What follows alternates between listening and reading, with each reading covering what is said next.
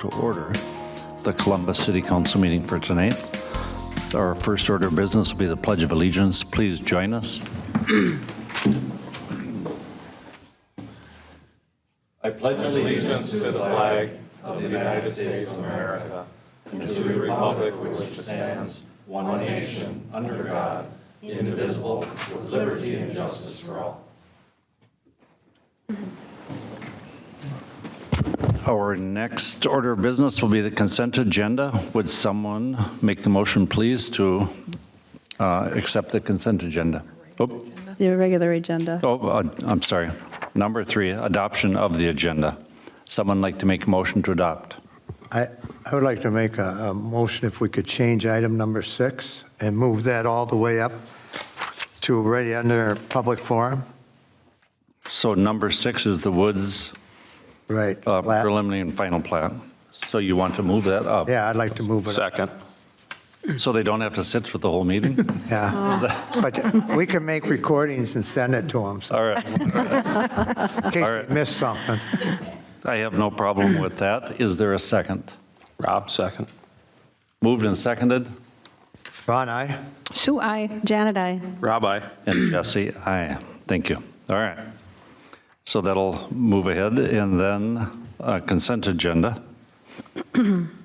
So this is Janet. I would move to, okay, so there's a resignation. So can I just approve the whole consent agenda, not just pull out the resignation? Correct. All right, so I move to approve the consent agenda as written. That's it. This is Sue, I'll second. I'll call for the vote. Ron, aye? Sue, aye. Janet, aye. Rob, aye. And Jesse, aye. And Jack, earlier I signed the proclamation for Barb. Do you happen to have it handy to show it to anybody or not? All right, don't worry about it. So anyway, we have a nice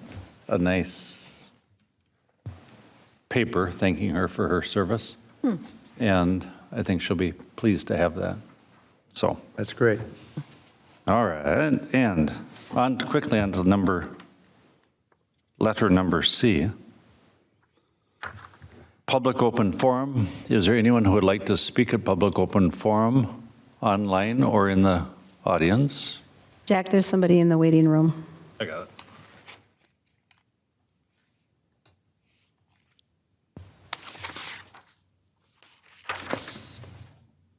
And seeing none, You would ask now, repeat that now that the person in the waiting room is on. Repeat it because we just let somebody in on the waiting room. If there's anybody for public, Oh, is there anyone who would like to speak on public open forum who's on the waiting list who just got let in? Online. Seeing no one, then we'll move on. Thank you, Bill. Bet. Number 2. Now we go to number 6. Oh, We number move- 6. Yep. All right. Would you guys like to come up to the front table, please?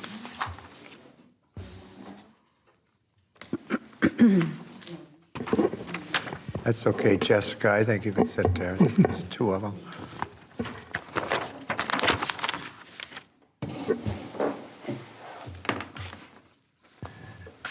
I'm Adam Janetsky at 9367 189th Avenue, Columbus, Minnesota.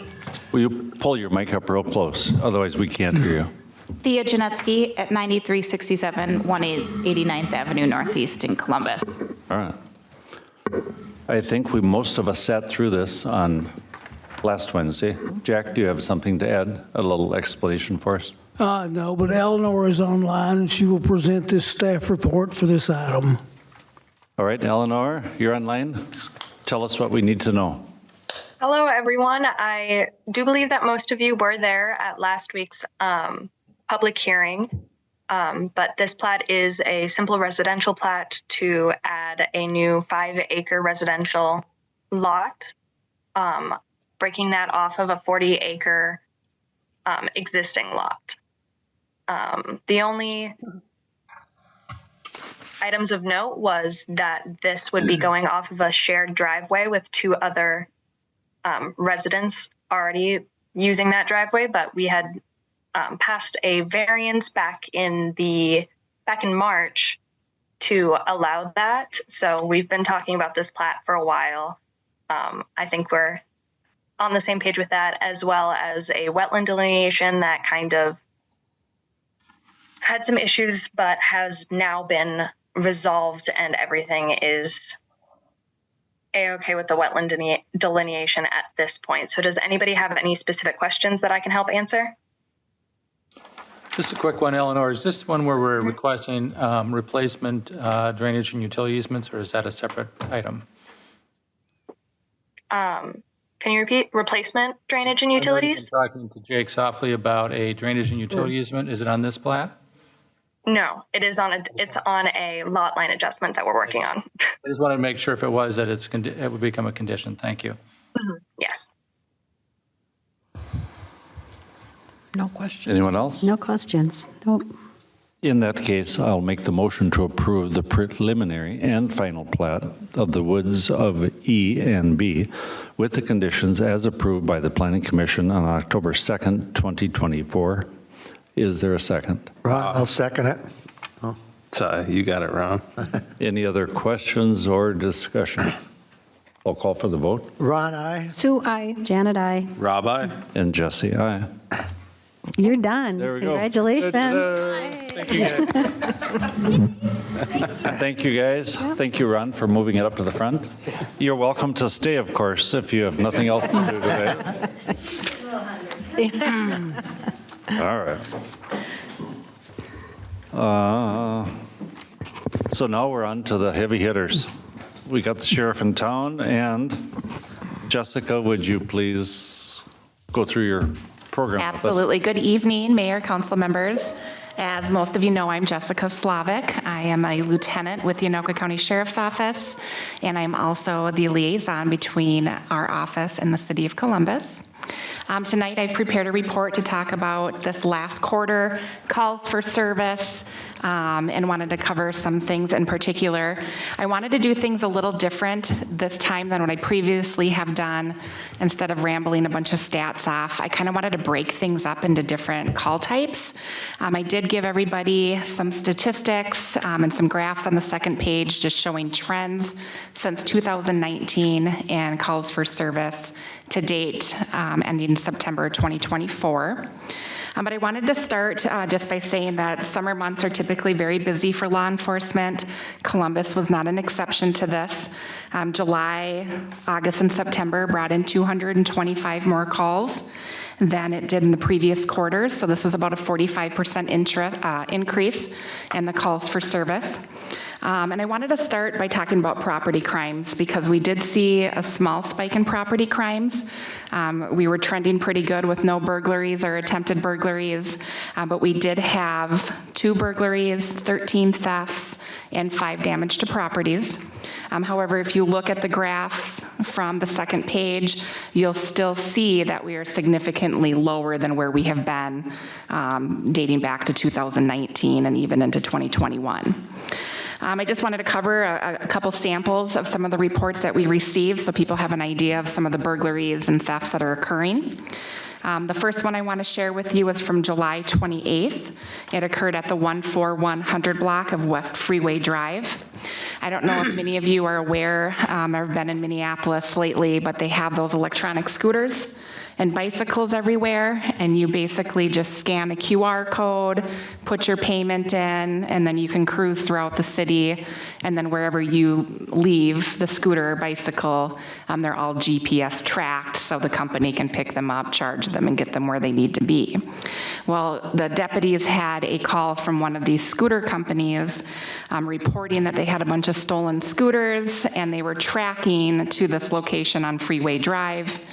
The deputies responded to the location and saw a couple males outside tinkering with the scooters. It wasn't the VIN numbers to the ones that were reported missing. It ended up being additional ones. So they were able to recover all of those scooters, and then that is going to formal criminal complaint to be charged with felony theft. The other burglary or damage to property we had was on August 19th. At the 550 block of 197th Avenue, there was an enclosed trailer left at a job site. It was secured and locked, but it was broken into and multiple tools were stolen. On August 30th, at the 7600 block of Broadway Avenue, there was a theft of package from somebody's front steps.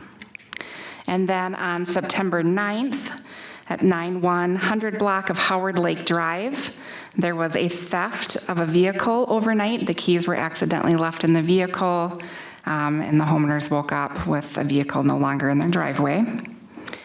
And then recently, we had a couple on September 29th. One of them was the 9700 block of Howard Lake Drive.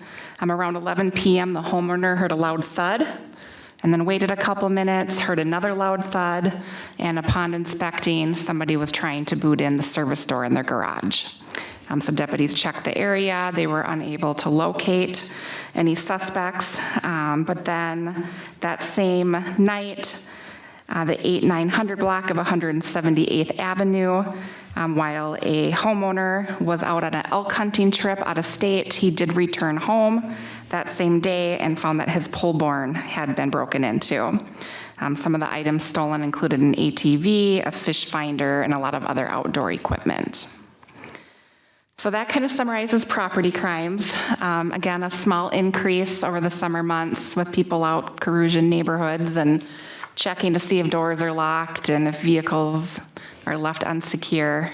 So just making sure everybody's vigilant about that, especially if you're having work done on your garage doors or anything and you're leaving your vehicles in the driveway, taking those garage door openers out for the night, ensuring that keys aren't left.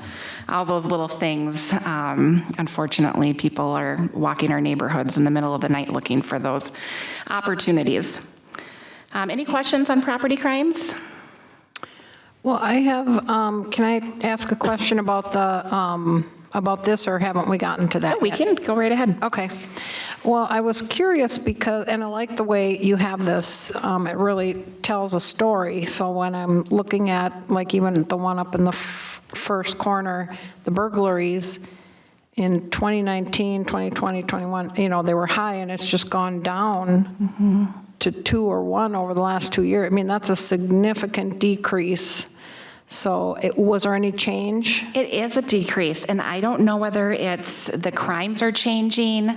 Some other things to take into consideration is a lot of times when people were committing burglaries, they were looking for prescription medications, they were looking for checkbooks, things that they could then leave, sell, utilize checks. And a lot of that has shifted to where people don't have checkbooks and pay with check like they used to. The prescription drugs aren't being readily prescribed like they used to since the opiate settlements and stuff like that. People don't have a large amount of narcotics laying around after surgery. And then there's been the huge increase in the introduction of home security systems, the Ring doorbell, all of the other types of home surveillance.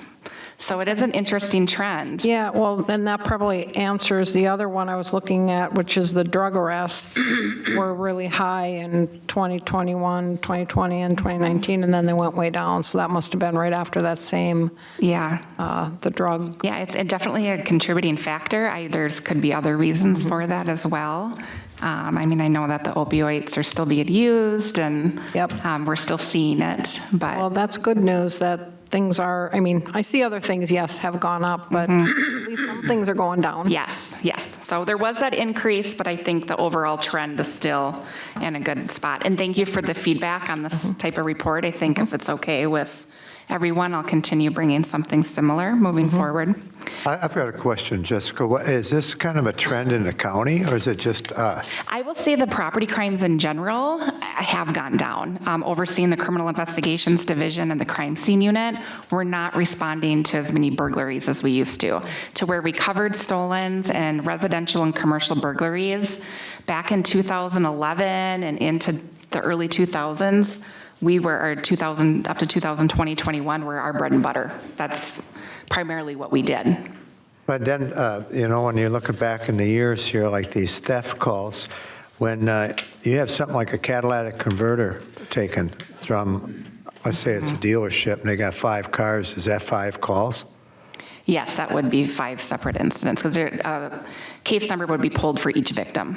Okay, so that would give us a higher number. So, And a lot of education and awareness has gone into that. The tags, recycling companies now have rules and regulations. So as, the crime starts being committed at a higher rate, different things are put in place to help combat that. So that's good. helps. But theft, this does still include all the retail theft, gas drive-offs, when people don't pay for their gas and those sorts of things. But yeah, What there's about still computer crimes, or do you guys get a lot of calls on that? the big computer crimes that we do get that I'm most familiar with from working in the criminal investigation division is the solicitation cases, solicitation of minor, the unlawful distribution of pornographic images. We do try to do a lot of internet safety planning with families surrounding teenagers having access to cell phones and all of the different social media apps and messaging apps. It tends to lead into problems. So we do get a lot of the unlawful dissemination and solicitation of teenagers finding strangers online and engaging in conversations and sharing of images that they shouldn't be sharing. But the cyber crimes aren't as bad, like the white collar cyber crimes. No, we don't get a lot of that. Well, I like the format too. Good. Kind of shows us where we're going. Mm-hmm. Yeah, I do like this too. Thank you. Okay, let's move on to, I'm sorry. Before you go on, I have a question, and I don't like to expose my ignorance, but what's the difference from a burglary and a theft? So a burglary is an actual dwelling. So a residential dwelling, you enter a dwelling. If it's an occupied dwelling, it's a first degree burglary. If it's unoccupied dwelling, it's a second, third degree burglary. And a theft can be anything from a shoplifting, taking something without permission or without paying for it. So the burglary is a little elevated because from somebody's home. Yes, or a resident commercial. And a theft could be walking out of Walmart with Stealing a candy bar. Yep. Right, taking something out of somebody's house or out of somebody's vehicle. So because a vehicle isn't a dwelling, that would be called a theft from vehicle versus a burglary. Got it? And I have a quick question too. I also like the format. The traffic arrests versus the traffic stops, so if I'm reading this correctly, so far in 2024, there's been 731 stops and 137 arrests. Is the difference between those warnings?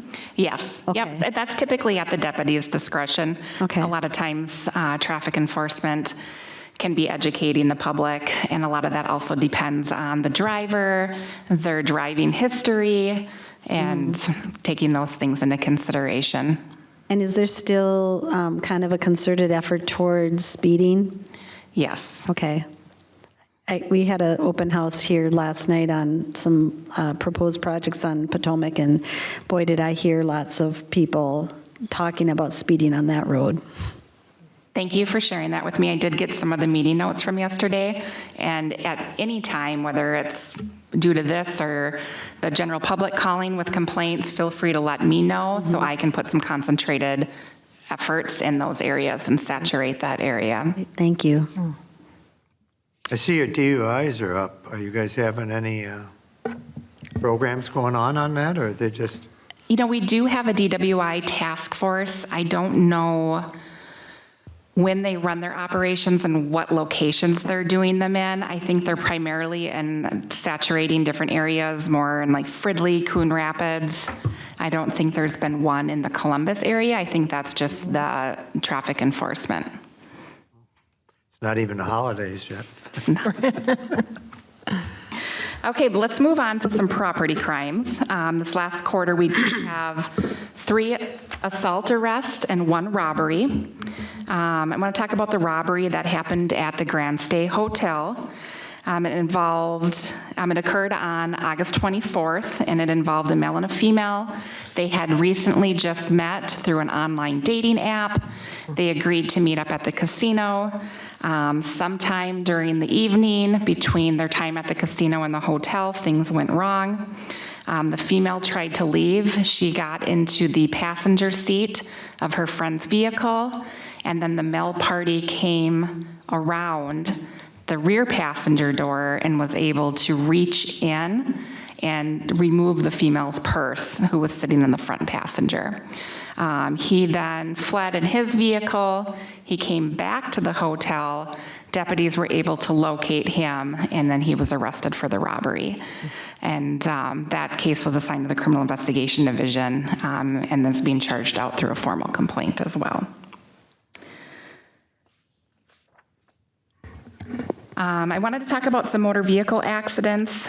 There were 14 personal injury accidents and 39 property damage crashes in this past quarter. We did have a pretty scary incident that just occurred on Broadway at the 6700 block. It was actually a head-on collision. Luckily, nobody was seriously injured, but what we had was a vehicle traveling westbound and another vehicle traveling eastbound. The westbound driver was a 17-year-old male. He had gotten distracted or zoned off. He ended up veering into the opposing lane of traffic and hitting a woman and her son head-on. Luckily, the 17-year-old was taken by ambulance to a local hospital for his injuries, but he was eventually issued a citation for the careless driving. So that's always important to be a very defensive driver and vigilant, because you never know when somebody's going to veer into your lane of traffic. So going back to some of the traffic enforcement, we did have a lot of DWI arrests. One of them occurred on August 8th at the 6500 block of Broadway Avenue. The deputies actually were attempting to stop a vehicle for going 100 miles an hour in a 55 zone. Anything over 30 is automatically a careless driving. You can still be cited for the speeding, but it's also a careless driving. That vehicle decided to flee, and the deputies pursued that vehicle for the reckless driving, and then a call was aired that a vehicle matching that description had just gone off the roadway.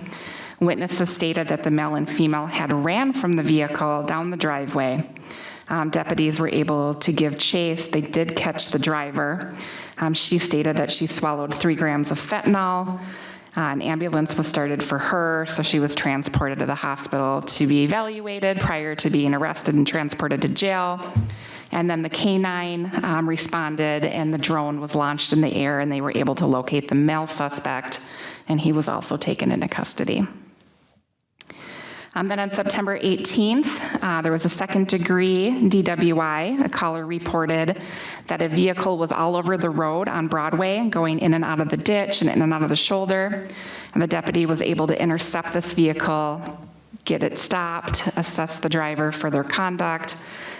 He smelled like alcohol, observed multiple bottles of vodka in the passenger seat, and he conducted field sobriety test, and he had a blood alcohol concentration of 0.323. Oh my gosh. So whoever the citizen was that called this in, I very much appreciate that, because the public is our eyes and ears when we can't be to all places at once. So calling in a DWI, safely staying back and following the vehicle and giving dispatch updates if they turn off the roadway, so we can get in and start following the vehicle, observe the driving conduct that will lead to, making a lawful stop, and then we can assess at that time.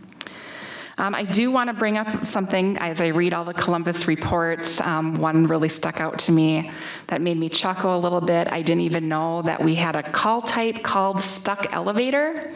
And I don't know about any of you, but when I'm anywhere and there's 17 floors, I always hope that I don't get stuck on an elevator. But our deputies were dispatched to Grand State Hotel on September 26th for 2 men who were stuck in an elevator. The surveillance video showed that they were jumping on the elevator, which caused it to get stuck. The Forest Lake Fire Department responded, as well as the elevator repair company, and the jumpers had to pay $1,000 in service fees to get that fixed. So Yikes. Don't jump on an elevator. I think that might be the only elevator in Columbus. I had to laugh. I've never seen, I see all the other titles of trespassing, domestic assault, and then I saw one that said stuck elevator, and I thought, what is this? But overall arrests were also up. Deputies made 9 felony arrests, 11 gross misdemeanor arrests, and 20 misdemeanors. And their traffic enforcement did lead to 7 DWIs, 4 narcotic arrests, and then 10 warrant arrests.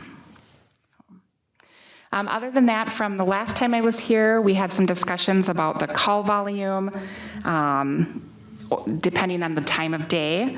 And I did take a look at all of the calls for service. As you know, our coverage is from 2 p.m. to 2 a.m. And I looked at all the calls that come in between that 2 a.m. and 2 p.m. period where there isn't a Columbus deputy. And that was only about 30% of the call volume. So the other 70% of the calls are within the time that a deputy is assigned to the city of Columbus. The other thing that we look at is all of the calls are assigned a different priority level, and the majority of the priority level calls are in that window of 2 p.m. to 2 a.m. And that's what I prepared for the quarterly report. Any other questions? This is Janet. I just have a comment. First, I wanted to thank you so much for your help with Fall Fest and for all of the deputies that participated. I mean, we didn't have great weather, but it's always one of the favorite things for people who are there, the canine demonstrations and the fingerprinting and the drones and the whole bit. So I just very much appreciate all the help that you give us on that and the traffic control too. It was not a nice day to be out there, making sure that people could safely cross Kettle River. Thank you, Janet. I'll make sure I pass that recognition on, because I believe there were detention deputies from the jail division and folks from all different divisions that really helped out with appreciate it. that. Thank you. Thank you. In addition to Jessica's report, the 2025 Anoka County Sheriff's Office law enforcement contract for the City of Columbus is presented for council consideration and recommended approval for tonight's meeting. I might add that this year's contract is a 2.4% increase over last year's contract, which contrasts greatly with the 12.8% increase that occurred between 2022 and 2023. Jessica has also informed me that there are still ongoing contract negotiations with the deputies, but has told us that if there's any difference in the cost, that Anoka County will absorb those and not pass that along to the city. Does Anoka County know that you've said that? Yes, unfortunately, the negotiations take so long, and I think they're anticipating a 5% increase, but we just don't know, and we don't want to indicate that increase. There's already other increases that take place every year, so we'll just wait until those are settled. Thank you. So I do have 2 questions. First of all, I'm not sure, Jack, or if anybody knows, if you did a comparison of the language of the contract, the proposed one, to our current contract? It's the same. It is the same? Yes. Okay. All right. And my other question is, and you might not know the answer to this, but I just started looking at the numbers on the pricing, which you're right, it's only 2.4% higher. And I must not have looked at this last time, but I was looking at the health insurance. I know health insurance is high, but for 2.5 people, $37,000 in 1 year, that's it. Like where I work, the company pays part and I pay part. Yes. So is this the full amount, do you know? Or does like the county pay for part of it? This would be what the county is paying for. Okay. So it could even be more than that, potentially. Yes. And I know that we were told, because our open enrollment starts at the end of the month, and there's a 5% increase in the premiums. Okay. Do you think it's higher for police officers just because of their line of business, or? I don't know. I really actually feel like the county offers really good benefits personally, but I don't know in comparison to other. Okay. I was just curious. It stood out to me as being even higher than normal. Okay. I mean, I know it's high, but it just seemed higher than normal, so. Okay.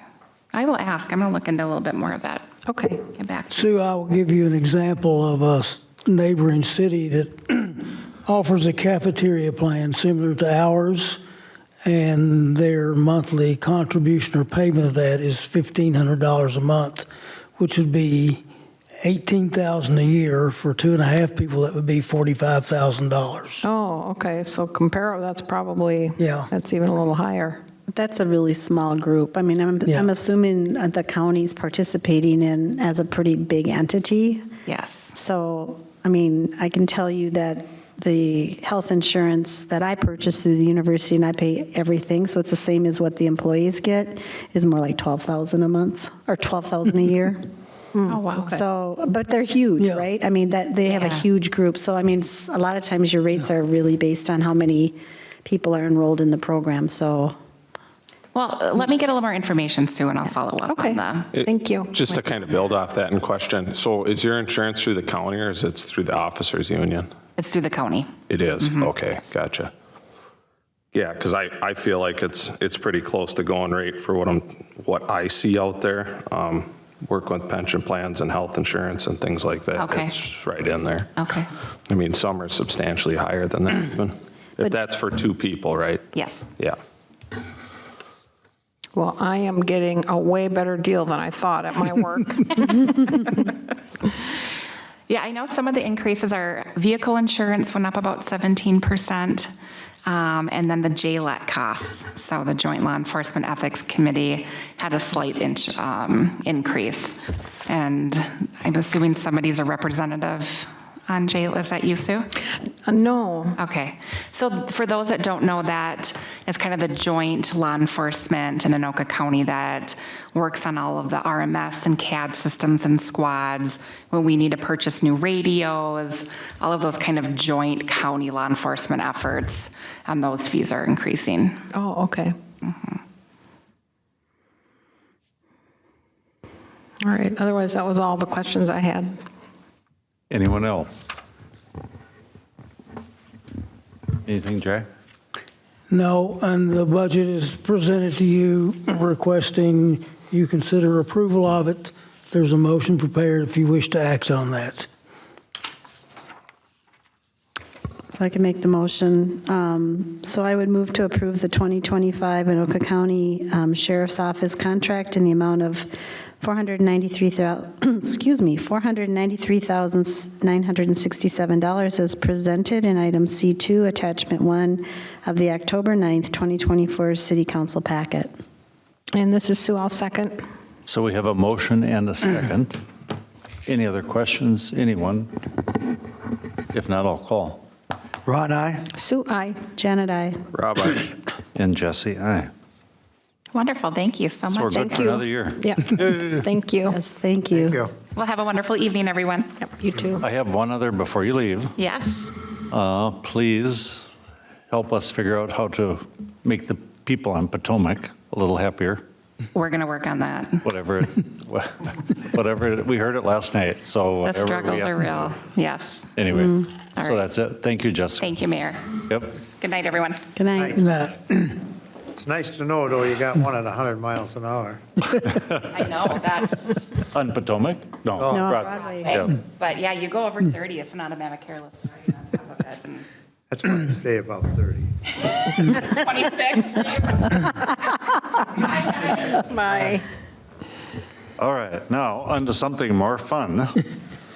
Forest Lake ATV 2025 budget presentation. Paul? Follow that. Come out. You had your health insurance primer. Right into me. What's yours going up to? Huh? Please pull your microphone up close. And I do not know what mine is going up to yet. I shall find out very soon. Yeah, that's pretty good. So I am here to ask for your approval for the same percentage that you give every year of your franchise fees, PEG fees to Lakes Area TV. I can go through a few highlights of what we're going through, and we'll just kind of start from there. If you have any questions, stop me at any time because I'm making this up. So we live stream a lot of things. We started doing that a few years ago because that's where a lot of our viewership comes. And our home opener football game this year had 9,000 live viewers, which was the most we've ever had. So we were kind of proud of that.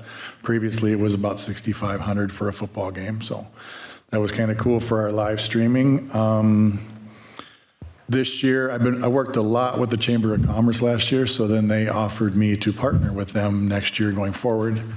So we're going to offer some production packages to chamber members. I meet with Nan all the time. I just met with her to offer some commercial opportunities for people to sponsor certain football games. If we have 9,000 eyes per game, we get 20,000 viewers per season. We can make pretty good commercials for people, or we're going to call them promos. I can't have commercials.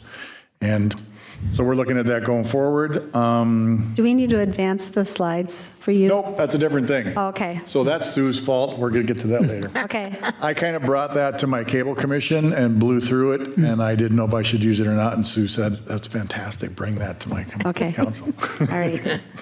Close. I'm paraphrasing a little bit. Reaching out to neighboring communities. We have never really worked with Wyoming in the past, and I started live streaming Wyoming's Songwriters in the Round sometime last year, and that is slowly growing. We bring in, they've been doing that for years with a one camera, and then they would stream with a cell phone, and I bring in a 4-camera system, and I bring in a really nice sound system, tap into their audio, and we do a multicam live stream. The bands love it. It's growing in the community. And so that's just kind of a cool thing that we just reached out. Isn't necessarily part of our joint powers, but I believe that brings value to Columbus and Forest Lake residents, so they have that option to watch that live. And then it stays up there after live, and that gets a lot more viewers after live than it does live, but it gets hundreds of viewers, so kind of a cool new thing. Launched our new website, which I can show you when we get to a slide in there. And I kind of told you about that last year, where all of your meetings now, you can go to any meeting and find an agenda item within 10 seconds. It's just very quick. I've limited it to the year, so you're not going through hundreds and hundreds of meetings, which you used to do. If you got to go to an old meeting, they're all on our YouTube channel. They're categorized. But on our website, you can pick a date, click it, you're in the meeting, the agenda pops up on one side, we have chapter markers on the next side, click a chapter marker, and you're watching the exact thing you want to watch. And so those kind of go for every meeting we do now. And we finally launched. I've been working on the website for quite a while, but I just get kind of busy. So I finally got that kind of automated to where all meetings are going up in that. Another thing, in anticipation of the election, I just kind of had a brainstorm idea of, let's see if we can highlight candidates. So I kind of reached out to local candidates if they wanted to give their stump speech. You look at me like you didn't get this, so I can say it now. I will offer it to you right now if you want. So Ron, No, he got Ron it. got one. He got it through the chamber. Everybody Okay. got it through the chamber. So were you at the chamber one though, or you weren't? But you got that offer, yeah. So we did a live stream forum for the chamber. And we did 3 different forums there from Split Rocks. We did Wyoming and Columbus in one room. We did Forest Lake City Council and Mayor combined in the next room. And then we did a lot of state representative candidates went first in that at Split Rocks. And then I worked with League of Women Voters from White Bear Lake Branch. And we did a forum for Forest Lake for the school board, and then for city council and mayor in there, and those are all online. The individual candidate videos are all on our website. They're all on our YouTube channel. So if people want to just go watch, Ron did very nice, came in for 3 minutes. Here's what I'm fighting for. Here's what I'm gonna do for you. And that's kind of what I wanted to, a lot of times people don't get their exact message out the way they want. So I tried to give candidates a chance to just say, here's what I'm going to do for you. And I just thought that was kind of cool. And I'm getting pretty good response from a lot of people on that. So I'm kind of glad I did it. Just to add on to that, so I'm about 95% of the way there technically on how I'm going to do this, but I'm going to live stream all of the results of the election live as they come in from Secretary of State on my YouTube channel and on my TV channel. So if you don't get cable, I'll give you a YouTube link and you can go sit at home, drink some wine. You can go to the bar and have a beer. And I'm reaching out to all the local bars and restaurants so they can put it on TV. And as results come in, I will be updating them and you will see them on the TVs. Oh, very cool. So Really nice. I've got most of it figured out. I know I will have it within a month. So I am confident of that. That was a live election. Oh, one just kind of personal things, kind of cool, is I do a thing called a mock car crash. I partner with the police department in Forest Lake. I partner with the school in Forest Lake and the fire department. And every 2 years we do a mock crash. It was kind of a bring awareness to what an innocent action can change the lives of a lot of people. This year we did one on distracted driving. There was no alcohol, there was no drugs. It was literally kids on their phones. And I thought it came out kind of good, so I entered it for an Emmy just to see what happened, and I got nominated for an Emmy. Cool. So we will find out next Friday if I won the Emmy. So Wow, that's kinda cool. congratulations. So into highlights of the budget for revenues. As in previous years, our revenues drop because cable subscribers drop, and streaming services is kind of where it's at. So our revenues drop a little bit every year. This year, we will come in about $7,500 over budget. And a big part of that is because we are required biannually to have an audit. And our auditor estimated this year at $10,000. And I reached out to a lot of places. And that was just kind of what a lot of people said, we're going to start at $10,000. So and we have enough cash in the bank. We have quite a surplus sitting there, so we can cover that. It doesn't really hurt us. And the whole commission kind of voted that we have our joint powers agreement coming back up for renewal in 2028. So many rules may get rewritten, may change at that point.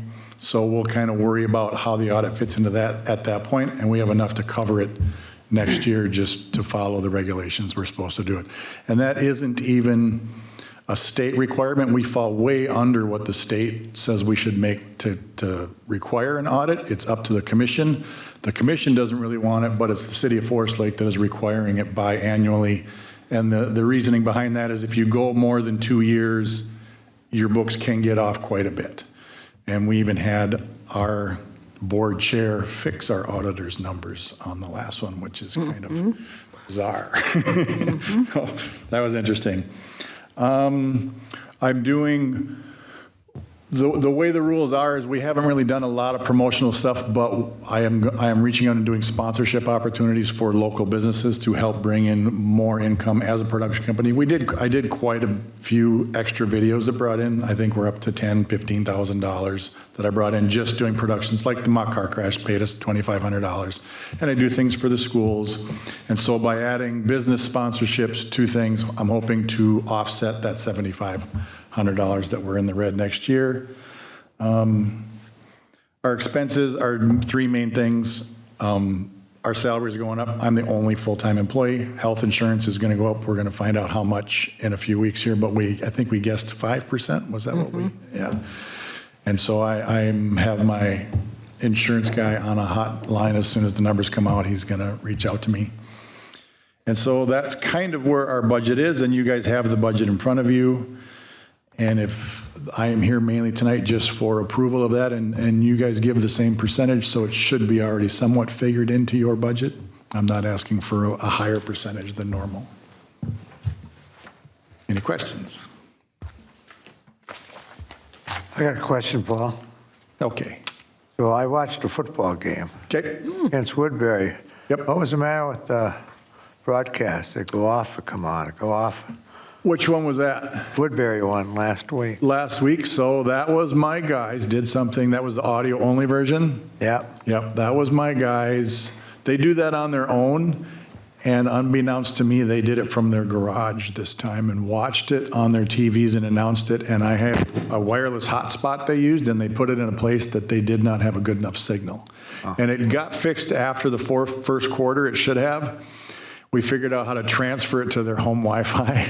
Oh, well, it's a great tool. I mean, Yep. Homecoming, your team, your cameraman did a great job. So, and I don't know if you watched the first game that we had the 9,000 viewers. I will say we had 9,000 slightly upset viewers because we had an entire grid blackout with 2 minutes left in the game where all of Forest Lake lost power. And when it finally came on, it was out for about 6 or 7 minutes. When it finally came back on, they started playing like that. My system does not do that. There is so many things that have to boot and connect. And so by the time my system was up and running, the game was over. And literally Forest Lake was down by like 3 and marching down the field, and the power went out. Oh, boy. And it was like, come on, man. I don't know if it was good or bad. They did not make it. So, and Brian, who was sitting in the room, had the foresight to hit record on his camera. So then the next day we took his recording, and I have all the footage of the blackout. I mean, our Ranger fans in the stands are doing chants and dances. They're having a ball in the blackout. All of their cell phones are on. So we ended up posting the end of the game with the game the next day. So thank you, Brian. He can hear me in there. Yeah, you did a good job running up and down the field. Yeah, I have a new wireless system for him. He's always been tethered, and we would plug into the field, and it's always been a little wonky, and we have these new wirelesses that you're supposed to be able to go 1,000 feet, and it's the first time he's not tethered to anything. And I want to put a camera just on him because he's running back and forth with his camera up and down the field. Should I go in this end zone now? Should I go in this one now? And we're getting just spectacular footage. I put one camera just on the Ranger fans so we can jump to them when they're going crazy. So it's getting better and better, and our crew does really well at that.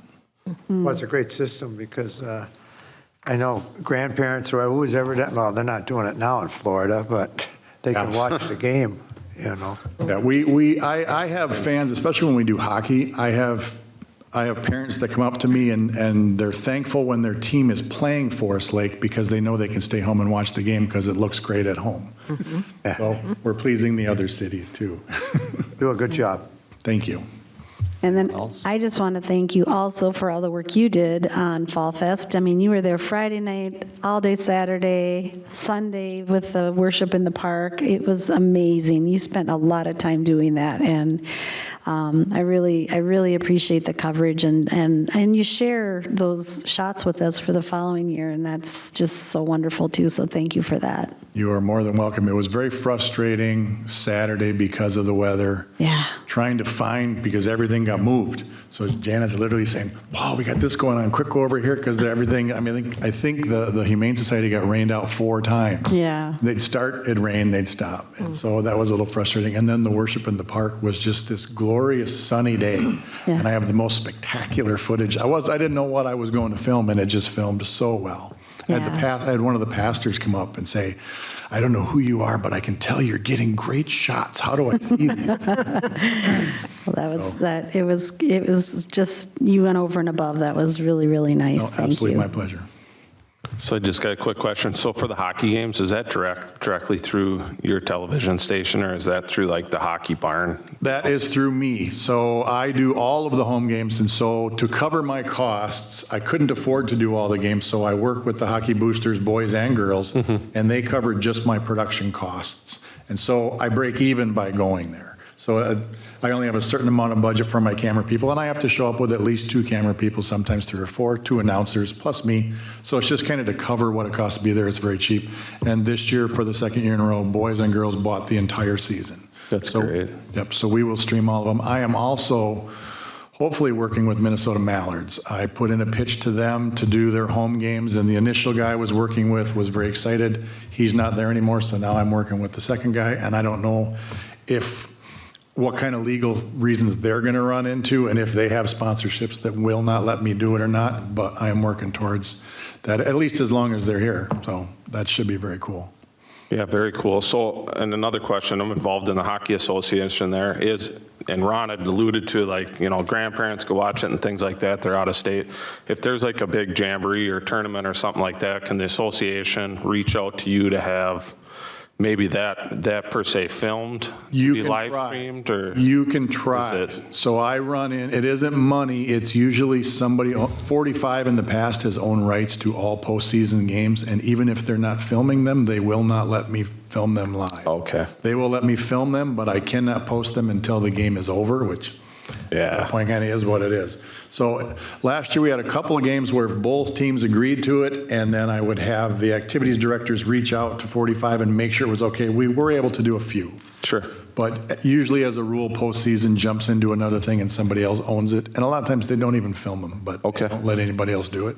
But I do try. I work with the activities directors. They call the other coaches and the other teams, and we do what we can. Yeah, that's great. Thank you. Yep. All right. Are we ready for the motion? I'll make it.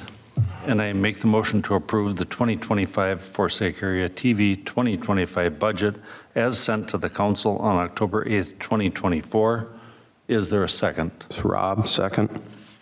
Any other questions or accolades for Paul? No? I got a whole nother Yeah, thing for he's you. going to just show us some slides. And I'm going to give do us- my own accolade. But we can finish We can do the vote. We don't have to Ron, aye. approve the slides. Nope, you don't have to approve the slides. All right. Sue, aye. Janet, I. Rob, aye. Jesse, aye. On with the show. Thank you.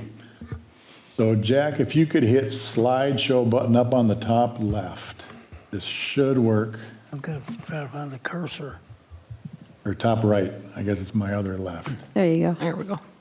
There we go, and accidentally. So this was just a thing, an idea I came up with, just, we were working with other cable access stations throughout the state because cable companies are trying to kind of get rid of cable access, and I hate to just throw that out, but that's just what they're doing. They're going to streaming, a whole streaming, I don't want to say service, but that's their business model now, which kind of hurts our numbers. So I just kind of put together, in the 80s when cable access was put together, it was for one particular reason. People couldn't see these things. They couldn't see these meetings. You had to have cable TV.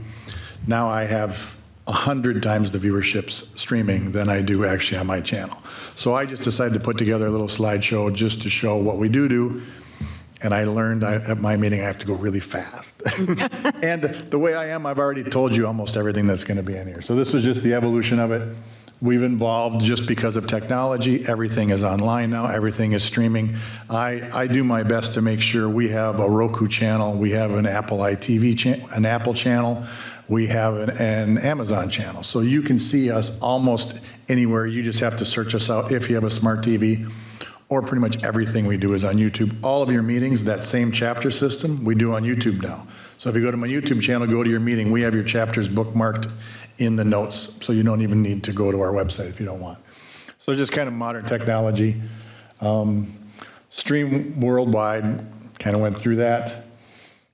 There's all the channels. They have a tendency to go too fast. So these are, you can view us on any device you have, period. That's just the way it is. This year with the new website, I made it so you can actually watch what's on the channel live on any device. I put that on 2 different pages on the website.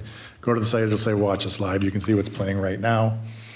There's me talking about Miami again, and that's more technology. I'm out there filming with cinema cameras that are Netflix approved. I'm using the same technology they're using in Hollywood right now, so it's kind of cool, the quality we can get with gear that is so affordable that I'm just kind of having a ball playing with all of it. I work with a high school, just an absolute ton.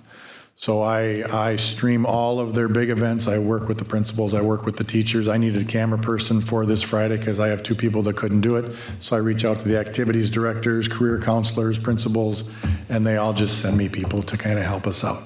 You know, and I have teachers reach out. We have, I had meteorology students studying. They wanted to see if they come in and do a fake weather report. So we set up the green screen. They sit there with a TV and they do their whole, whatever they do, I figure out a way to help them figure out what they can do. If they want to learn how to make films, I teach them how to make films. If they want to learn how to do 3D animation, I have independent study programs with some students. Whatever they want to learn, I am just there to kind of help them do it. We film a lot of teams in the green screen, do kind of cool videos, go on their Jumbotrons, been doing that for years. So it's basically the partnership with the school has just kind of blossomed into this super cool thing. On top of that, podcasting, so that's kind of growing as well. I think I pitched it to you guys last year and the year before.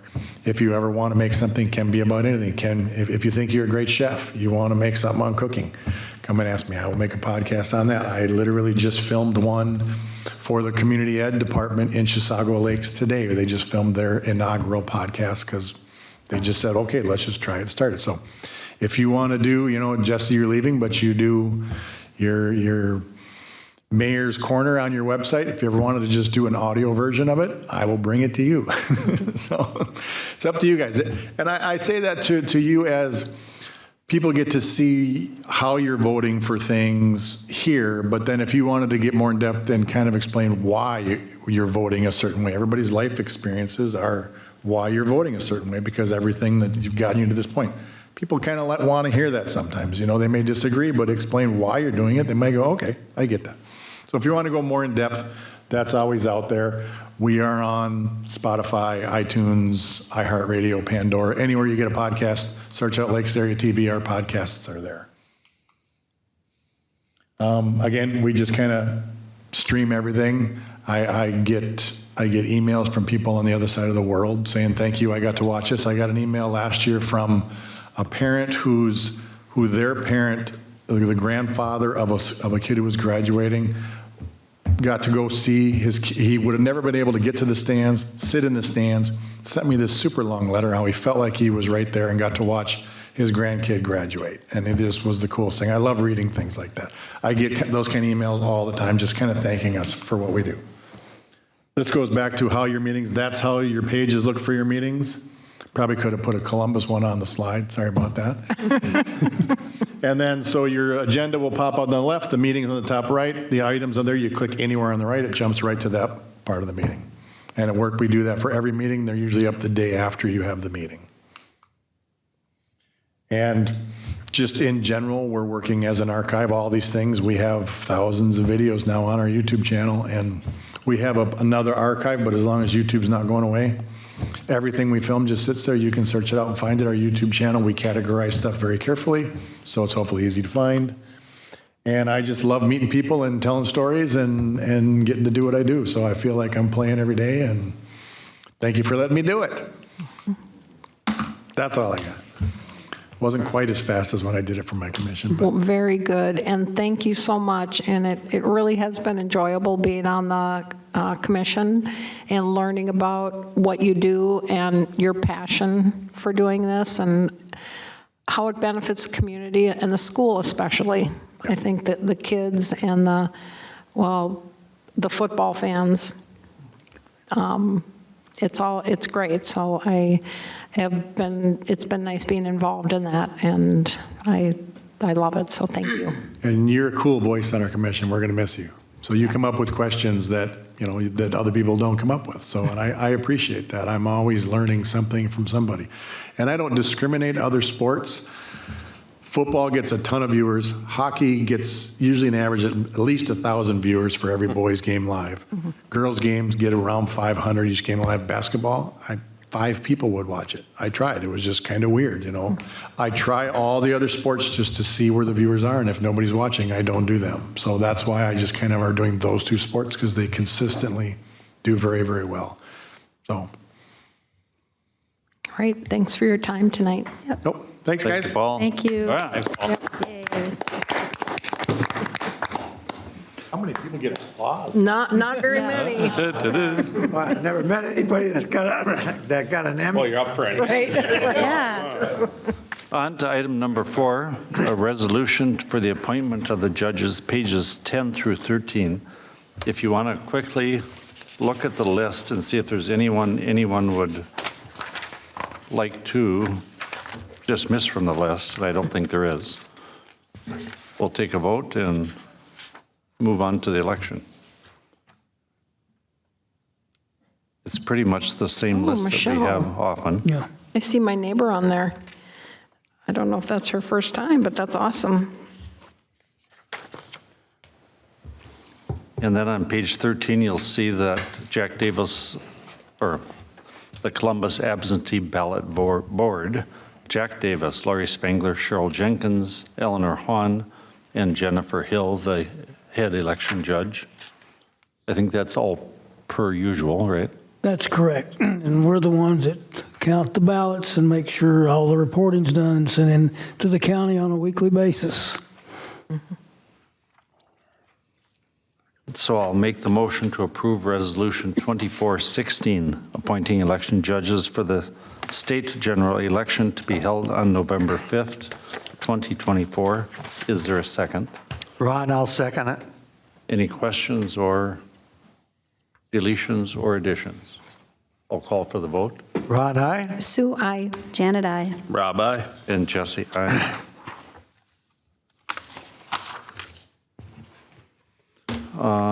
Number 5, Resolution 2417, authorizing the acceptance of donations and gifts, pages 11 through 14.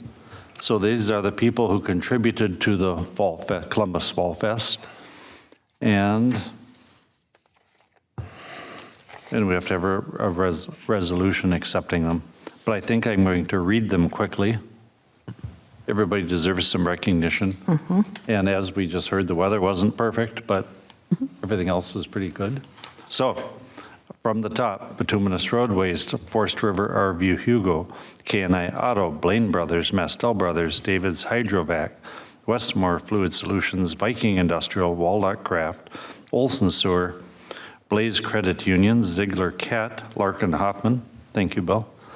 Bolton Mink, thank you guys. Minnesota Veterinary Neurology, Ryback Companies, Bergen's Greenhouse, Mel Medler, Running Aces, and or 2 from Running Aces, 1 for the event bags and 1 for the facility for Friday night. So I want to make a personal thank you from myself and the board. We made a great party. As many people came as could, I guess, with the weather like The ones it was. that came were brave souls on Saturday. And so, thank you, everyone. Well, and I would like to also say thank you to the staff, and I know they're not all here today, but the ones that were there and stayed all day. It was very much appreciated, especially, I didn't even think with the bouncy houses, when it started the storm came through, and was it Brady? Brady and Ellie deflated them until the storm passed, and then they inflated them again. They did that twice, so it was nice to have them there, and I mean, just to oversee that something didn't go wrong with that, so appreciate that.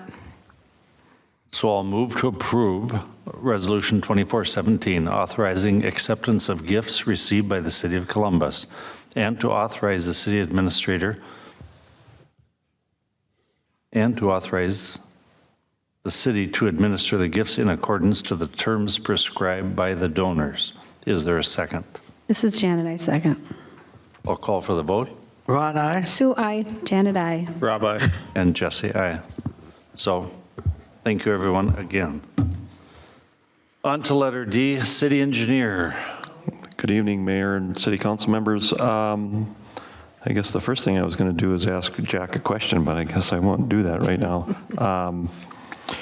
The second item I had was to, as I indicated at our last meeting, that of my intention to retire after the end of the year. And so with me tonight is Brian Bachmeyer, who I wish to introduce as my replacement. And Brian has a very extensive resume, over 35 years in service as a city engineer and public works director, but I will let Brian maybe kind of give you an overview of his resume and maybe tell you a little bit about himself. So, All right. Good evening, Mayor and Council. It's a pleasure being here. And as Kevin mentioned, my name is Brian Bachmeyer. I currently serve as a consulting city engineer with Bolton and Mink. I am serving the city of Lindstrom and the city of Oakdale. Prior to my employment with Bolton and Mink, I was the city engineer and public works director in Oakdale for 33 years. And so I have a pretty extensive public service experience.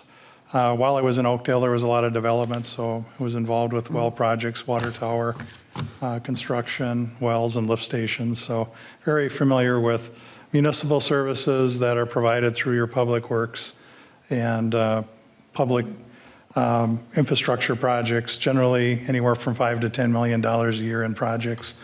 On a personal note, my wife and I live in Oakdale. We've been there for 34 years. We have 2 sons, adult sons, and no grandchildren yet. We're patiently waiting for that eventually.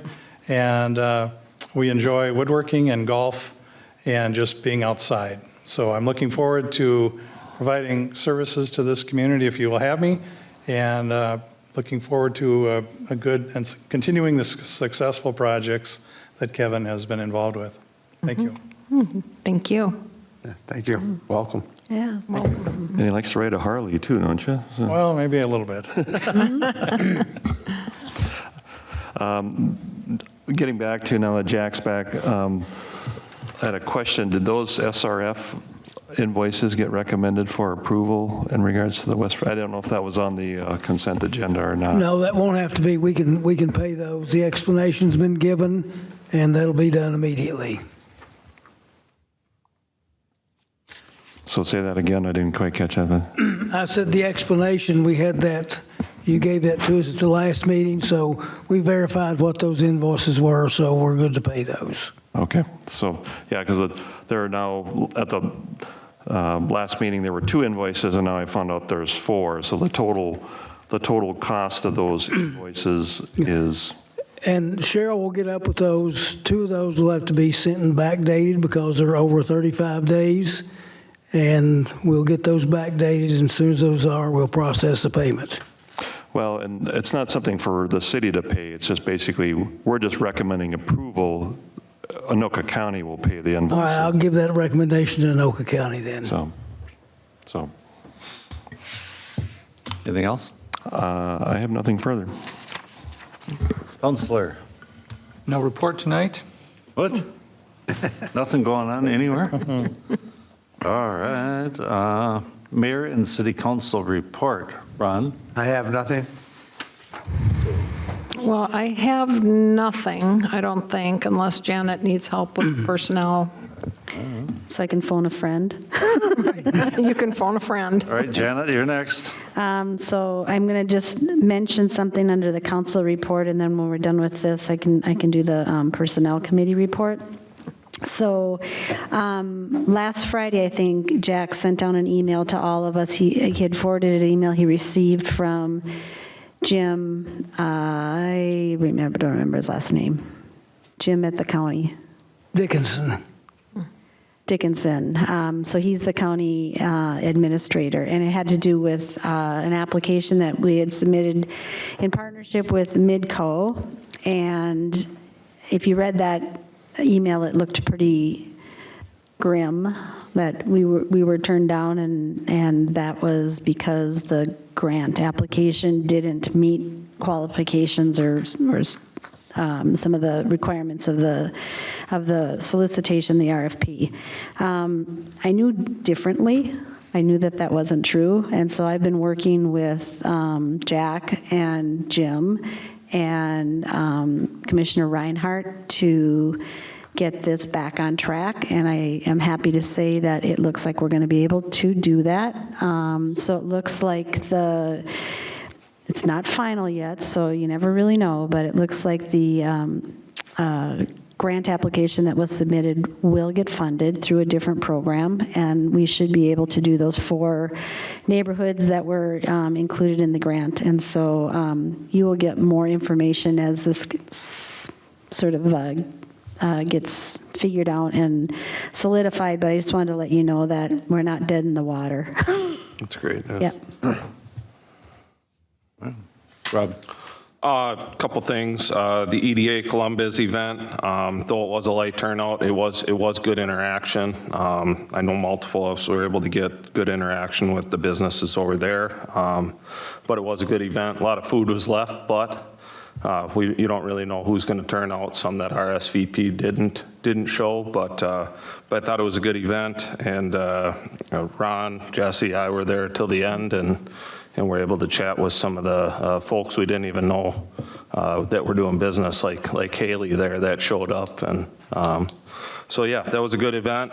Thank you to Ron for covering the fire board meeting for me that I was unable to attend a couple weeks ago. And then also just had a question as far as, I don't want to call it campaigning, but question to Jack, are buttons and things of that acceptable last night? I did get calls after I left. There was a few people that were mad, and I said you should just call Jack and talk to him. as it relates to wearing campaign things inside city council buildings, parking lots, things like that. Is that acceptable or not? So I know for future events.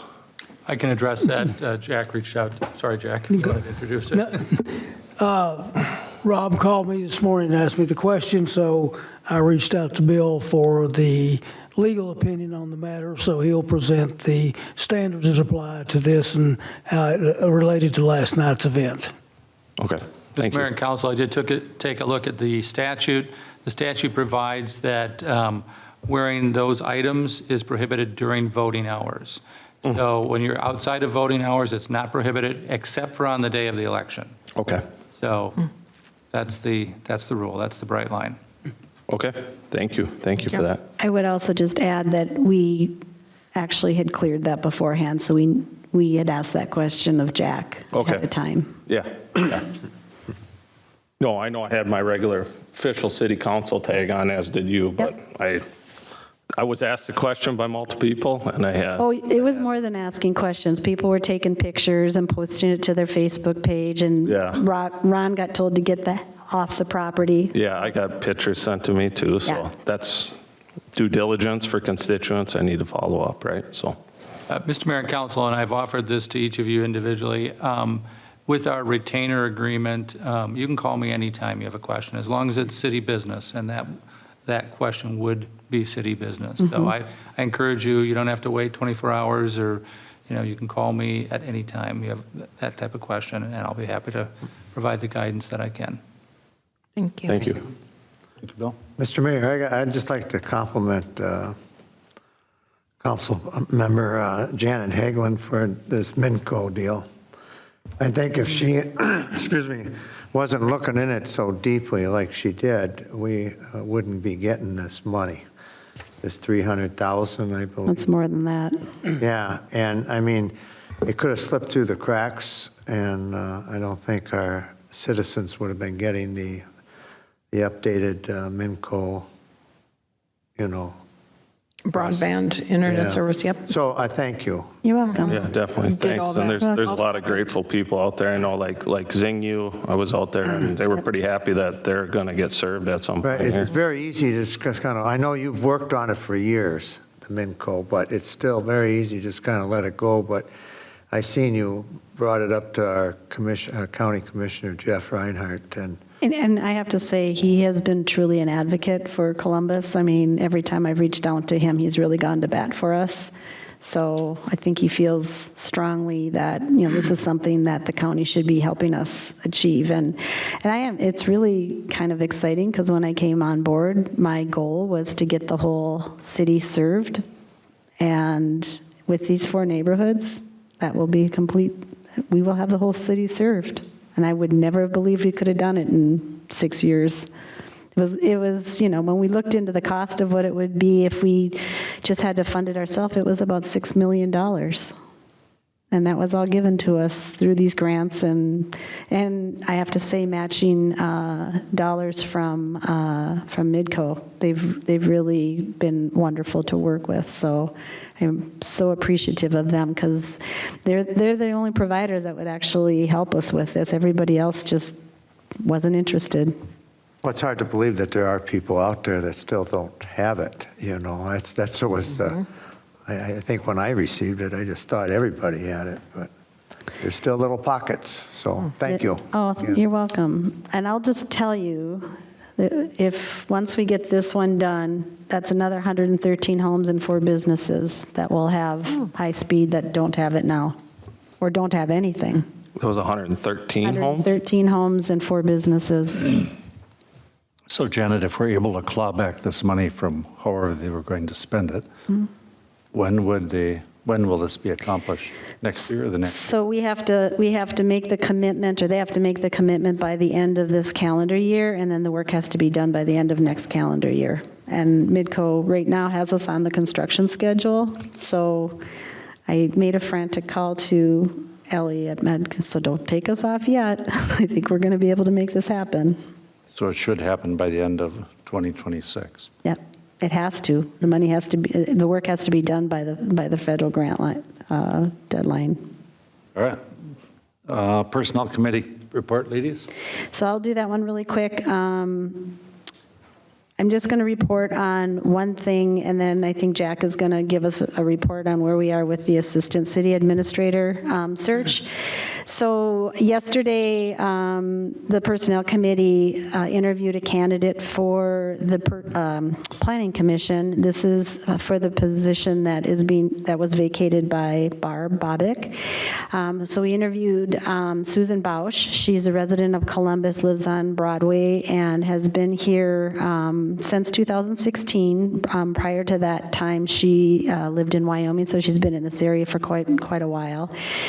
Her background is in title insurance and a real estate agent, and she has been working for the town of Linwood since the fall of 2023 as their zoning administrator. So she has a lot of really great experience for the Planning Commission. She knows how to read plats, and she knows ordinances and really understands the process. So we had a really great interview with her. She's very excited about being able to get more involved with the community.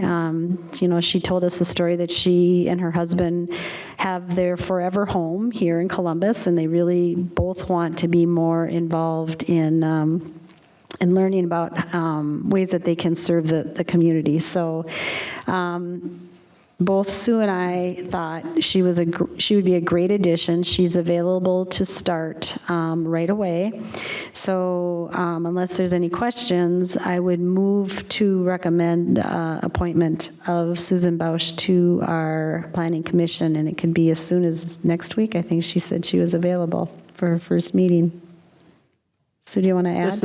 No, nothing to add. I completely agree, and I think she'd be a great addition to the Planning Commission. Yep.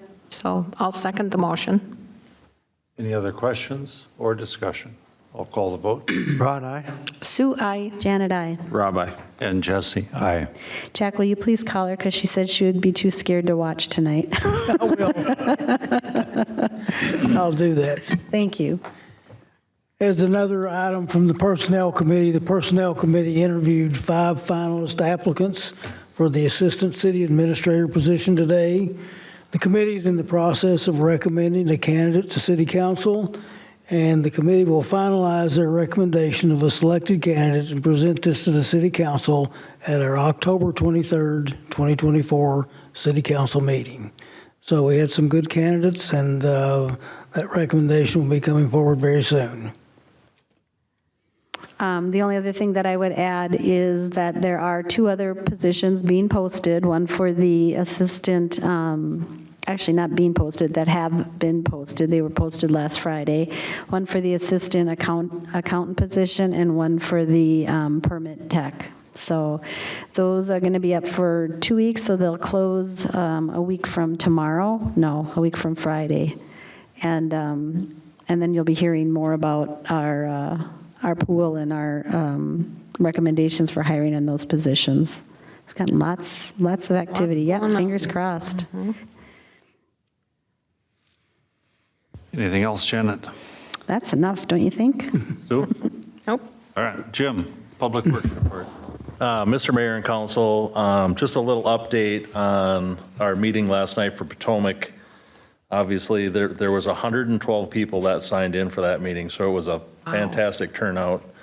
There were a lot of people that were pro, a lot of people not so much. We heard a lot of good input, in which I emailed all of you the sheets from Anoka County that had the sign-in sheets. It had all the written comments and just the paperwork that they put together as a kind of a combination of what they heard last night as well. So you all have that in your emails just to kind of look over. We had 26 written comments, and of the 26 written comments, and now I'm going to talk about trails, there were 60% that were not in favor, so 15 people, and 40% that were in favor, 11 people. Those were the only people that wrote comments. I know that we all kind of talked to different people. One of the things that I do want to kind of throw out there, Because we all kind of heard that, the county will kind of do what they want to do, and the people don't feel like they maybe have a say in this. But I'm gonna kind of throw out the Anoka County website. If you Google Anoka County projects, they have websites or they have pages for all the projects. And the Potomac project is for 2026. And there is a line on that page that says interactive map and projects, and then you can provide comments on that page as well. So they can go there, it kind of shows the project limits, and then people can just write whatever comments they want. I'm not exactly sure what the criteria is or any of that, but you can go there. There's also contact people from Anoka County on that site as well that they can reach out to if they don't want to email. So they're definitely looking at taking public input and input from all of us. And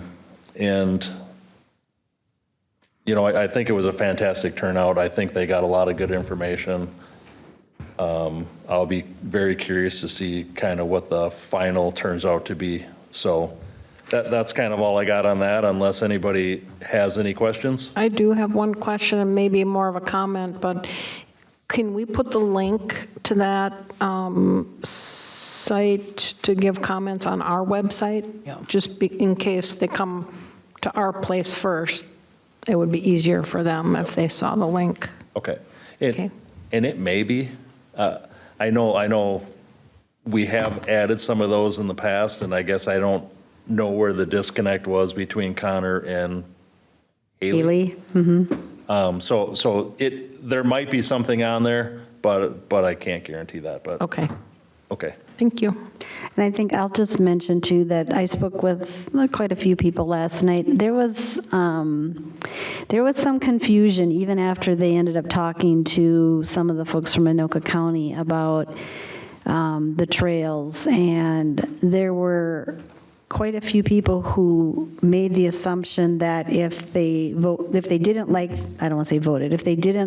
do the trails, that there would be less land that they would need for right-of-way. And I asked Jerry Auger, and he's like, no, the right-of-way take that we need to do this project is going to be the same whether or not those trails are put in. Mm-hmm. So I guess it would be good somehow, I think, to make that clear to whoever, asks or talks, because I don't think that the percent that voted no for trails would have been that high if they really understood that wasn't gonna decrease the amount of land that they were gonna need to do that project. So Good point. yeah. On another note, at the last budget meeting, you approved the preliminary budget. On that budget is a vehicle purchase for 2025 for Public Works. The lead time on the truck is probably 3 to 6 months, and the equipment that goes onto that is about a year. So I'm kind of looking to see, what we've done in the past is I've gotten approval from you to place orders now, and obviously nothing gets paid until after, the first of the year anyway. So I'm just basically pulling a placeholder right now by giving them, the signed agreement, with the caveat that we don't pay anything until after 2025 calendar year. Do they require a deposit when you do that? No. Wow, that's nice. I think it's somewhat becoming more standard now that, they're basically just putting it on it's a placeholder. Mm-hmm. So, a lot of the places don't really purchase anything now. Boyer Truck is who, the truck would come from. They just order it. We don't pay them anything until it shows up.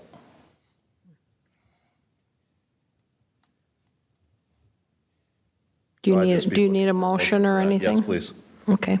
So I make the motion for Jim to authorize the order of the F-450 Ford with utility box. And just to be clear, I read that earlier. It's actually an F-550. I don't know that really means anything, but if we're splitting hairs, Yeah, I would authorize the order of AF 550. Thank you. Ford with utility box.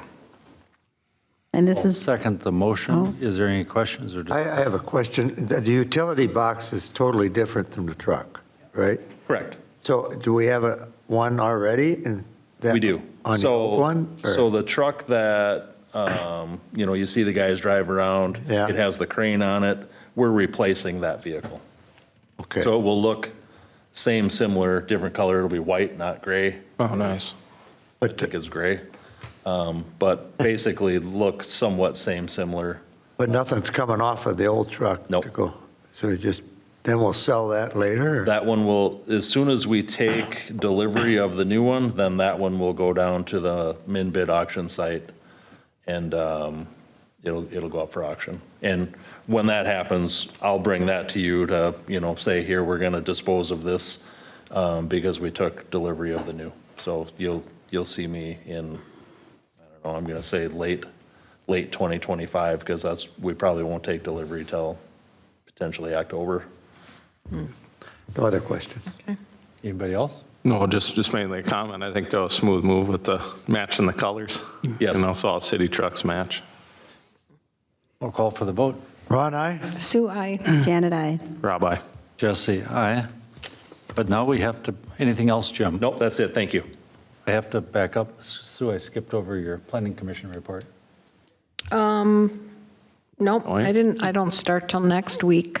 Uh-oh. And we had a joint meeting. We had a joint? Yeah.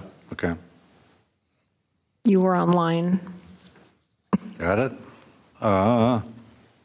Jack, city administrator report. I just want to remind everybody that the City Hall will be open on Saturday, October the 26th for voting from 9 to 3 a.m. and on November 2nd and 3rd, Saturday and Sunday for direct ballot voting prior to the general election. City Hall will also be open until 5 p.m. on the Friday preceding the 2nd and 3rd of November and that Monday, and then open until 7 p.m. on Election Day. So there's many opportunities to vote outside normal working hours, and we're starting to get quite a bit of voters. We've gotten over 100 so far, and take advantage of this if you can't show up for the general election. The other item I have is to request authorization for an appraisal of city property, PID number 243222110006, which is the 7.7 acre site adjacent to and immediately north of the Hy-Vee property. We're starting to get lots of inquiries on that, and I'm thinking that the next step we need to do is be able to start convey pricing for that property, should we have an interested buyer. It's something we need regardless, but I think now's the time to do it because we've had 3 separate inquiries on that in the last 3 or 4 weeks. The cost of the appraisal will be approximately $1,200. Jack, that's a site, or maybe someone else knows, that was the site where the batch plant was for the highway? No, this is a site that's right across the street from Caribou. Yep, Okay. yep. Sorry, Jack, you weren't here during that time. Okay, thank you. Anything else, Jack? Do you need a motion for that? Please. So I would move to authorize the city administrator to obtain an appraisal of city property, PID 243222110006. Rob, second. Any other questions? I'll call for the vote. Ron, aye? Sue, I. Janet, I. Rob, aye. And Jesse, aye. So on to announcements and reminders. Planning Commission, October 16th at 6. City Council, the 23rd at 6.